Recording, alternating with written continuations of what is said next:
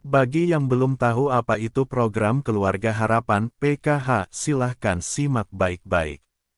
Jika masih kurang, boleh langsung temui pendamping kecamatannya. Bagi yang bertanya, kenapa saya tidak dapat bantuan PKH? Atau, dari mana sebenarnya sumber data yang dipakai? Dan lain sebagainya. Silahkan baca. Sumber data Bansos PKH adalah basis data terpadu (BDT). PKH merupakan program pemerintah yang bersumber dari APBN, dikelola Kementerian Sosial RI dan dibantu Dinas Sosial di kabupaten, kota, provinsi serta pendamping PKH di setiap desa kecamatan. Setiap keluarga penerima manfaat KPM itu diberikan kartu KKS, Kartu Keluarga Sejahtera, yang berfungsi sebagai alat transaksi yang dicetak berdasarkan permintaan dari Kementerian Sosial. Yang menjadi permasalahan, dari mana Kementerian Sosial mendapatkan data? Pertama, dari BDT kemiskinan yang diambil dari sensus BPS, Badan Pusat Statistik. Kedua, data PKH dari Kemensos RI, by name by address, yang turun ke kabupaten kota, Sekretariat PKH Dinsos Kabupaten, dan selanjutnya dilakukan up-to-date data validasi, pemutakhiran dan verifikasi oleh pendamping PKH dengan berkoordinasi dengan pemerintah kecamatan dan pemerintah desa. Jadi, semua calon penerima bantuan keluarga penerima manfaat KPM, datanya bersumber dari BDT Kementerian Sosial yang masuk ke SIM, Sistem Informasi Manajemen PKH. Orang miskin yang namanya tidak termasuk dalam BDT SIM PKH dipastikan tidak akan menerima bantuan PKH, kecuali ada penambahan data penerima dari Kemensos RI.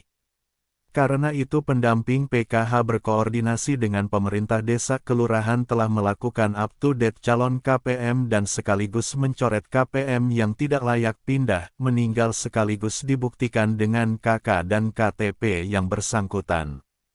Pertama, kuota KPM PKH adalah data by name by address dari Kemensos RI yang masuk SIM PKH. Kedua, dari kuota KPM PKH selalu berkurang seiring pemutakhiran data, validasi data dan verifikasi di lapangan dan tidak bisa bertambah.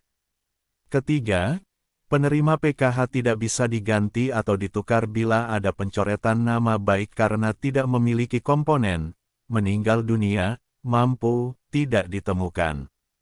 Keempat, dinamika perkembangan masyarakat yang dinamis tidak bisa diakomodir oleh sistem.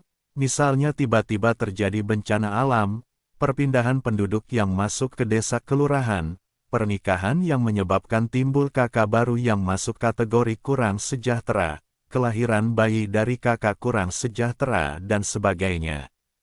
Kelima, pemerintah desa kelurahan, kecamatan atau kabupaten tidak bisa menetapkan kuota dan siapa-siapa KPM yang ditetapkan Kementerian Sosial, karena data KPM by name by address ditentukan pihak Kementerian Sosial. Keenam, penerima PKH yang masuk SIM PKH harus memiliki komponen yang menjadi syarat mutlak penerima bantuan PKH antara lain, 1. Ibu hamil, 2. Balita, 3. Anak sekolah SD, SMP, SMA, 4. Disabilitas berat, dan 5. Lansia dalam anggota keluarganya.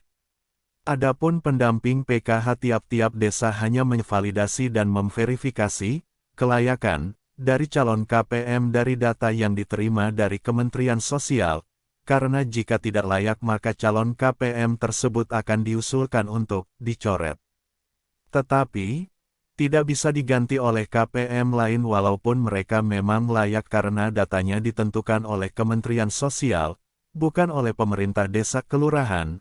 Karena bagi pemerintah desa kelurahan mereka menginginkan kuota KPM sebanyak-banyaknya dengan data yang benar.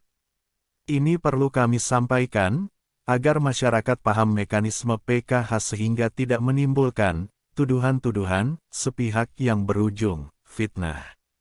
Berkurangnya kuota KPM PKH, bukan berarti di desa kelurahan itu masyarakat miskinnya habis.